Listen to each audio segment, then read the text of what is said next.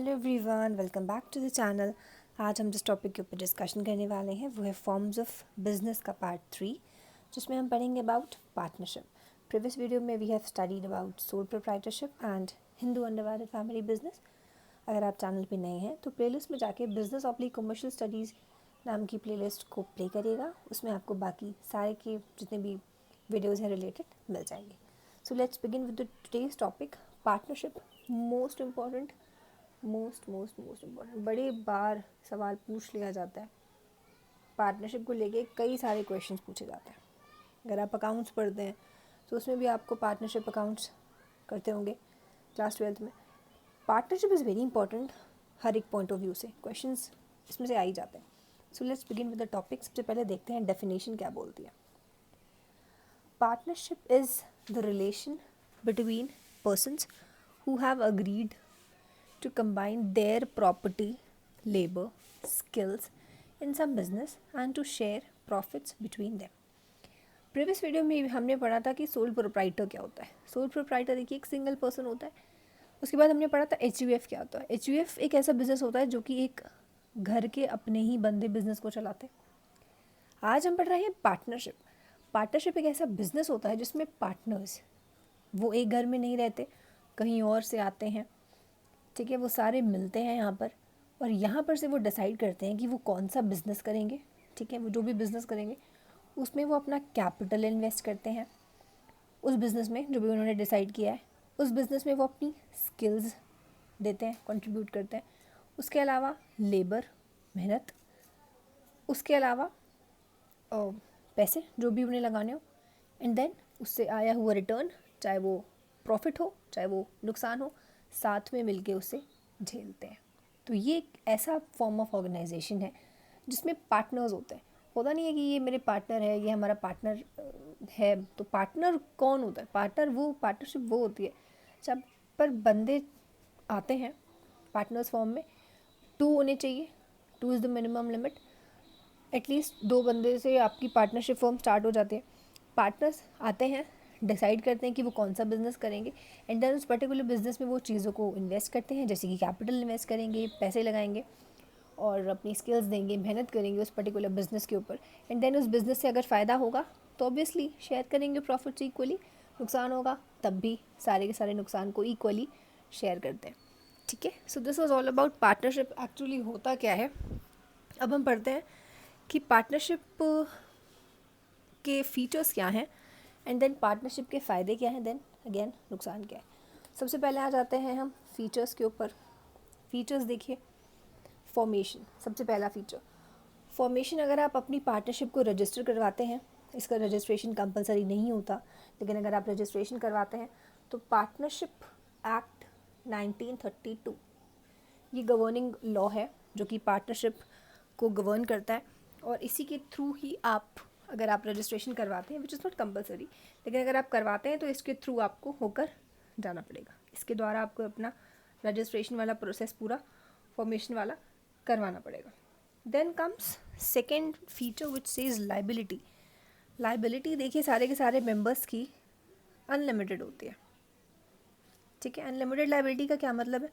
Unlimited liability होने का मतलब ये है कि अगर आपकी पार्टनरशिप फर्म है और आपने किसी से लोन ले लिया, आप उस लोन को चुका नहीं पाए, तो मतलब अब क्या, अब आपके बिज़नेस से पैसा तो लगेगा ही लगेगा, साथ में आपके अपने पर्सनल एसेट्स भी लगेंगे।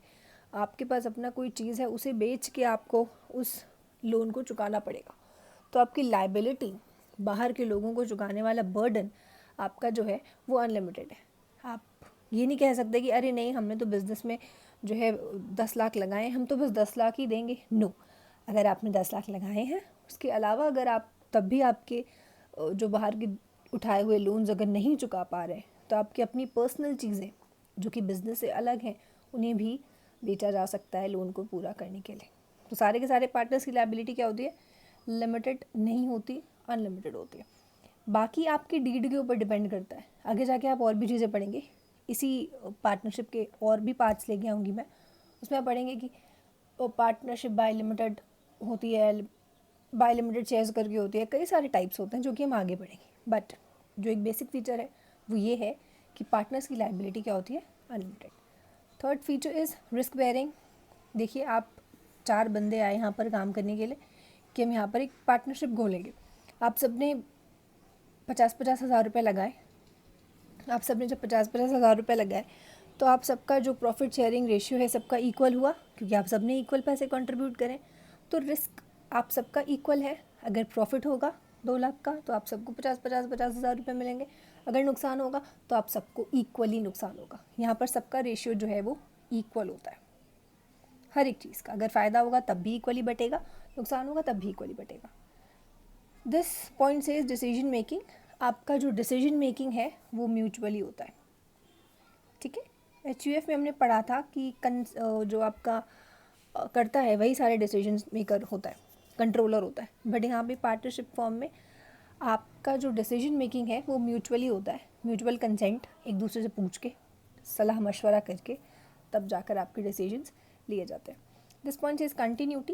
देखिए कंटिन्यूटी के नाम पे अगर हम कहें तो अगर सपोज़ 4 बंदे हैं यहाँ पे जो पार्टनरशिप करते हैं, पार्टनर्स हैं, एक बंदे की डेथ हो जाती है तो बचे 3 बंदे। अब फिर से अगर चाहेंगे तो आपकी पार्टनरशिप आगे कंटिन्यू हो सकती है। प्रॉफिट शेयरिंग रेशियो चेंज होगा तब जाकर कंटिन्यू होगी। लेकिन अगर 4 बंदे हैं और एक मर गया तो आपकी पार्टनरशिप क्या होती है, ख़त्म हो जाती है, एंड हो जाती है, टूट जाती है, ठीक है। लेकिन अगर बाकी के बचे हुए 3 बंदे तोड़ना नहीं चाहते तो वो उसे कंटिन्यू कर सकते हैं, लेकिन कई चेंजेस करके। चौथे वाले बंदे का शेयर हटाना पड़ेगा। आपने पढ़ा होगा अकाउंट्स में सैक्रिफाइसिंग रेशियो, गेनिंग रेशियो, उस हिसाब से आपका फिर से अगर कंटिन्यू करना चाहते हैं तो कंटिन्यू हो जाएगी, लेकिन कुछ चेंजेस करने पड़ेंगे। Mutual agency. देखिए म्यूचुअल एजेंसी का मतलब होता है कि हर एक पार्टनर एक दूसरे का एजेंट है। अगर इस पर्टिकुलर पार्टनर ने कुछ किया सारे के सारे रिस्पॉन्सिबल होंगे, इसने कुछ किया तो ये सारे के सारे रिस्पॉन्सिबल होंगे। तो एक दूसरे के एजेंट होते हैं। एक दूसरे का एक अगर कहीं कुछ साइन करने जाना है, ये नहीं जा पाया तो ये चला जाएगा, क्योंकि हैं तो सारे एजेंट एक दूसरे के। तो सारे के सारे एक दूसरे के जस्ट बराबर ही होते हैं, कोई अलग नहीं होता। Then comes merits. फ़ायदे क्या हैं? पहला फ़ायदा ease of formation and closure. तो ये फॉर्मेशन मैंने आपको बता दिया, पार्टनरशिप एक्ट 1932। रजिस्ट्रेशन नहीं करवाना है तो मत करवाओ, ज़रूरी नहीं है। तो फॉर्मेशन इज़ वेरी सिंपल, 2 बंदे आएंगे एंड पार्टनरशिप स्टार्ट हो जाएगी। Closure is also very easy, आपको नहीं काम करना है, पार्टनरशिप ख़त्म कर दो। बंद करने में कोई लीगल फॉर्मेलिटीज़ ऐसा कुछ भी नहीं है। बाई चांस कोई मर जाता है तब भी आपकी पार्टनरशिप ख़त्म हो जाएगी।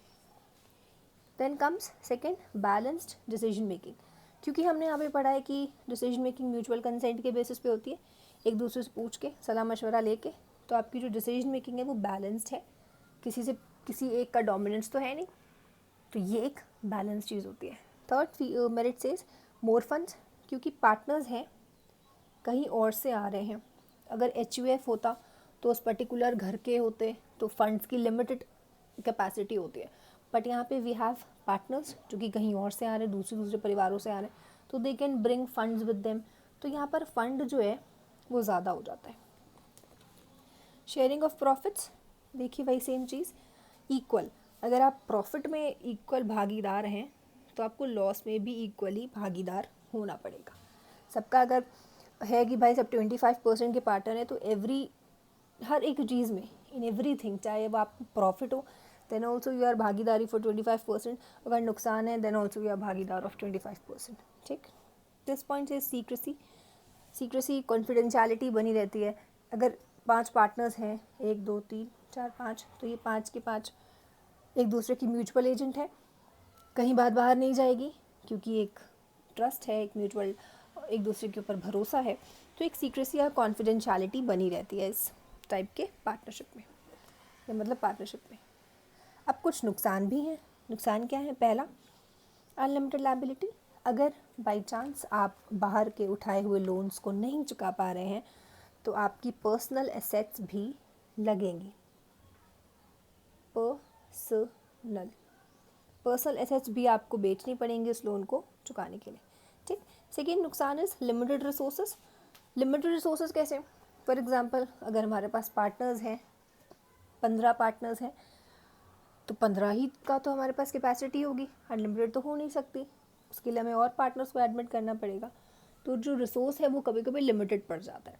कि लगता है अरे यार 4 ही बंदे हैं या अरे यार 20 ही बंदे, और बंदों की ज़रूरत पड़ती है। अगर हमें रिसोर्सेज की ज़रूरत पड़ेगी तो फॉर दैट हमें नया बंदा या नया पार्टनर लेके आना पड़ेगा, तो रिसोर्स कभी कभी कम पड़ जाते हैं। कॉन्फ्लिक्ट्स, अब देखिए सपोज़ कोई पार्टनरशिप में 15 लोग हैं, अब 15 के 15 आपस में कुछ म्यूचुअल कंसेंट लेके कुछ डिसाइड कर रहे हैं, कोई डिसीजन ले रहे हैं, बट झगड़ा हो गया, एक बोला नहीं मुझे समझ नहीं आ रहा, तुम लोगों का काम मुझे समझ नहीं आ रहा, देन उसका सपोर्ट करने के लिए 4 बंदे और बोल पड़े हाँ हाँ हाँ हमें भी नहीं समझ आ रहा, और बाकी के 10 बोल रहे नहीं हमें समझ आ रहा है। तो इससे क्या हो गया, कन्फ्लिक्ट हो गया, लड़ाई पड़ गई।